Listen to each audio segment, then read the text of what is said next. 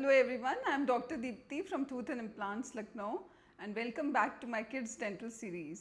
Last video में हमने बात करी कि मिल्क टीथ क्यों इतने इम्पॉर्टेंट हैं और बच्चे की फर्स्ट डेंटल विजिट कब होनी चाहिए। आज हम डिस्कस करेंगे the most common dental problem that is caries या दांत की सड़न या फिर डेंटल डिके के बारे में। सबसे पहले जानते हैं कि केरीज होती क्या है। केरीज यानी दांतों की सड़न या जिसको हम कैविटी कहते हैं। हमारे मुंह में मिलियंस ऑफ बैक्टीरियाज प्रेजेंट हैं। जब भी हम खाना खाते हैं और वो खाना अगर टूथ सरफेस पे प्रेजेंट है, वो चिपका रह गया है, तो बैक्टीरियाज उस पर एक्ट करते हैं। फूड पार्टिकल्स को वो यूटिलाइज करते हैं एसिड बनाने के लिए, और वो एसिड टूथ की सरफेस को, जिसे हम इनामल कहते हैं, उसको डैमेज करता है। अगर इसी के साथ में अगर कोई एसिडिक बेवरेज ले लिया या एसिडिक ड्रिंक ले लिया, तो उसकी वजह से वहाँ का पीएच और ज़्यादा हेल्प करता है कैविटीज़ को क्रिएट करने में। और अगर खाना स्टिकी हुआ तब तो बैक्टीरियाज के लिए ट्रीट हो गई, उन्हें और ज़्यादा टाइम मिल गया एक्ट करने के लिए और एसिड प्रोड्यूस करने के लिए। पहले छोटे वाइट कलर के स्पॉट्स बनेंगे दांत के ऊपर, उसके बाद वो ब्राउनिश या ब्लैक डिस्कलरेशन में कन्वर्ट होगा और उसके बाद एक दांत में होल बन जाएगा जिसको हम कैविटी कहते हैं। ये होल अगर समय पे ठीक नहीं किया गया तो वो डीपर लेयर्स में जाकर नर्व तक पहुंच जाता है और उस केस में दांत में पेन, सेंसिटिविटी और कई बार स्वेलिंग तक आ जाती है। अब सवाल ये आता है कि बच्चों में इतनी जल्दी कैविटीज़ क्यों लगती हैं। बहुत सारे पेरेंट्स हमसे पूछते हैं कि मेरा बच्चा तो ब्रश करता है, तो इतनी जल्दी कैविटीज़ क्यों हो रही हैं। आइए जानते हैं इसके reasons. So first is frequent snacking. बच्चे दिन भर कुछ ना कुछ खाते रहते हैं। Chocolates, chips, biscuits, candies, toffees. जब भी फूड पार्टिकल्स दांत के ऊपर चिपके रह जाएंगे तो ऑब्वियसली बैक्टीरियाज काम करेंगे और एसिड्स प्रोड्यूस करेंगे और वो कैविटी कॉज करेंगे। Second reason is night time bottle feeding और मिल्क बिफोर स्लीप।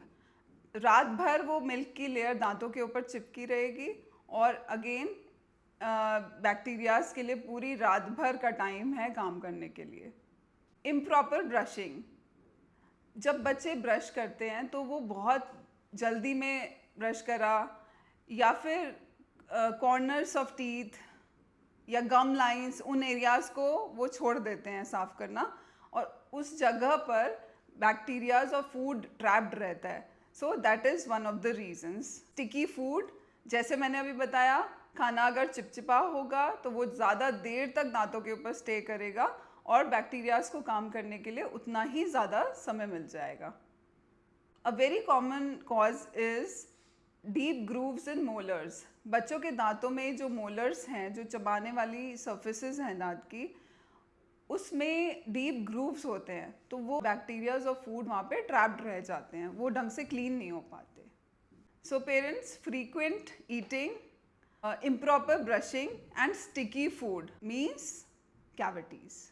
अब बात करते हैं कि अगर कैविटीज़ हो गई तो उसका ट्रीटमेंट क्या होगा। अगर केरीज बहुत इनिशियल स्टेज में है या अर्ली स्टेज में है, जिसमें कि सिर्फ डिस्कलरेशन या एक वाइट स्पॉट या हल्का सा येलोइश ब्राउन स्पॉट आया है दांत के ऊपर, सो उस केस में हम सिर्फ फ्लोराइड एप्लीकेशन करते हैं। There is no pain, no drilling, nothing, सिर्फ फ्लोराइड एप्लीकेशन, क्योंकि फ्लोराइड वो मिनरल है जो दांत को स्ट्रॉन्ग बनाता है। Second is a small cavity. So cavity in this stage is on the outer layer only. दांत में हल्की बहुत सेंसिटिविटी बच्चे को फील होती है, तो यहाँ पर हम सिर्फ उस पोर्शन को क्लीन करके we drill it and we fill it with a tooth colored material. Then the next stage is deep cavities. जब कैविटी डीपर लेयर्स में पहुंच गई या ऐसे कहें तो दांत की नर्व तक पहुंच गई, सो उस केस में पल्प ट्रीटमेंट हमें करना पड़ता है, जिसको हम पल्पोटमी, पल्पेक्टमी कहते हैं। उसको अगर हमें स्ट्रेंथ देनी है तो we give crown on the top of the tooth. So crown tooth coloured भी हो सकता है और स्टेनलेस स्टील क्राउन्स भी हो सकते हैं। Then the next stage is severe decay. अगर किसी दांत में बहुत ज़्यादा सड़न है जिसको हम बचा नहीं सकते तो उस केस में दांत को निकालना पड़ जाता है।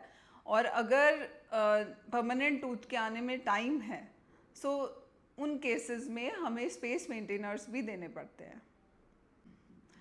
सो now we know that early visit means simple solution and late visit means a bigger problem. Next video में मैं बात करूंगी कि कैसे केरीज को प्रिवेंट करा जा सकता है और घर में पेरेंट्स क्या कर सकते हैं ताकि बच्चों के दांतों में कैविटीज़ ना हो। और अगर आपको ये वीडियो हेल्पफुल लगी तो प्लीज़ इसे लाइक करिए, शेयर करिए and subscribe to the channel